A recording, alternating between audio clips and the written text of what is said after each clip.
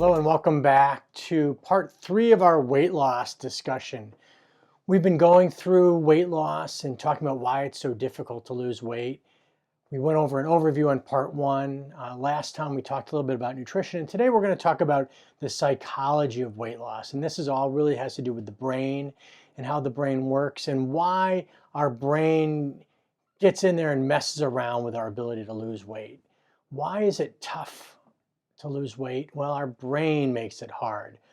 You know, our brain interferes with our ability to lose weight in a couple different ways. And one of the things is that, typically we've talked about how we attack weight loss by doing diets. And I've told you before how I dislike diets and I consider diet a 4-letter word. And, when we do diets, we typically restrict things. And, our brain doesn't like to be restricted. It fights against that.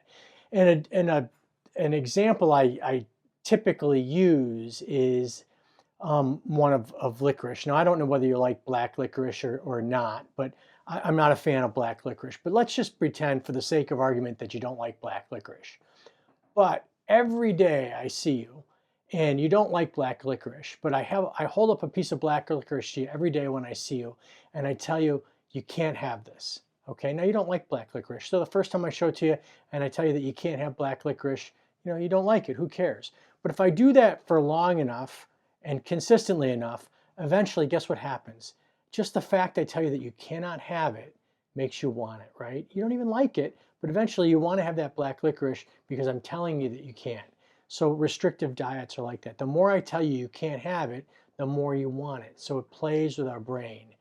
And so when we do these restrictive diets, there's this sort of intrinsic failure built in that because of the fact that I'm telling you you can't do something, and eventually that pressure to not conform with that starts sabotaging that.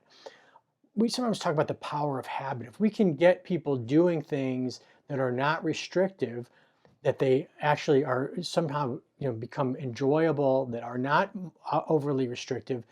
And because it's not restrictive, there's no negative connotation to it, it becomes a habit, it becomes a positive habit, and it becomes a lifestyle. And we're always about making positive lifestyle changes, making new normals. And ultimately, we want people to be able to find a lifestyle that is very doable and is doable 80% of the time. So initially we may be fairly strict with what we're doing with people, but eventually we want people to find a lifestyle that they can follow 80% of the time, 85% of the time, and then 15% of the time they can do whatever they want. Now, obviously, if we've got 100 pounds to lose, we may be very strict initially in terms of those lifestyle choices. We might want them to be 95, 99% for a period of time. But as we get closer to our goal, we're going to loosen things up. And eventually, if we want to maintain those gains that we've made, if that person can follow those lifestyle goals 85% of the time, then we've got this 15% that we can go off and do the things that, those sort of fun, cheat type things. And we can do it and we can maintain our weight loss very effortlessly. Accountability plays a big role, especially in the process of weight loss. Having somebody, especially an independent somebody, who is going to be kind of checking in on you and making sure that things are kind of going along the way. And we have these great health coaches that we work with, and I play a role in that accountability too.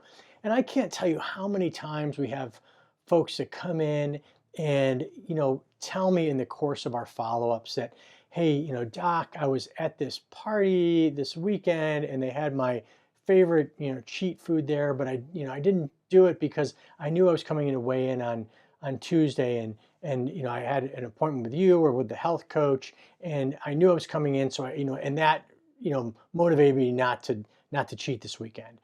And that accountability piece is important. And, there's also, a piece of accountability that is important. And that accountability really has to be sort of independent accountability. There is information that you can get from me or from one of the health coaches that you may not be able to get from your spouse or your significant other or a family member. I might be able to tell you, you know what, you really shouldn't eat that. And coming from me, I'm kind of like the person that you come to from that advice, and I'm like the health authority, and you can receive that information from me because you're coming to me to get that information. But if I'm your spouse and I tell you that, that might be received in a very different way. And that might be a talk to the hand moment. And that might be met with a very different response. And so information that comes from me or from one of my health coaches may be received in a much more positive manner than it might come from your spouse or your mother-in-law or one of your kids or a friend. And so where that accountability comes from can be very important as well. And it plays again into the psychology of weight loss. There are actually sort of more biochemical pieces, biohacking portions of this. We actually utilize some neurochemical and neurophysiologic components as we're talking about weight loss as well. It's very interesting. The part of the brain that responds to sugar and carbohydrates sits right next to the part of the brain that responds to fat. So if we are utilizing a dietary plan that and we're working with somebody that requires lower fat, we might utilize carbohydrates in a way to offset the desire for fats, or vice versa. If we're trying to lower carbohydrate use, we might supplement more saturated fats to obviate the need and the desire for carbohydrates. So we can use a sort of biohacking utilization of fats or carbohydrates to offset the desire and the cravings for one or the other of those things. We know that there is a very strong association with obesity and either binge eating or night eating. And if we identify people that have those problems, there's actually some medications that we can use to turn that off. And there's a combination of medicines that we use very effectively if we identify people that are suffering from either night eating disorder or binge eating disorder. And we utilize, if we can identify it, we utilize some medications and it turns those things off and we see great success. We just need to know to ask those questions. The other behavioral things are that sometimes people suffer from anxiety or depression and their doctors put them on certain antidepressant medicines or other medications that have a side effect of weight gain. And their doctors don't tell them about that. And when we bring people in, we look at their medication list, and very often I find, oh my goodness, you're on 3 medicines that are very, very weight gaining medicines. And we actually rearrange their medicines and remove those weight gaining medicines, and they do significantly better.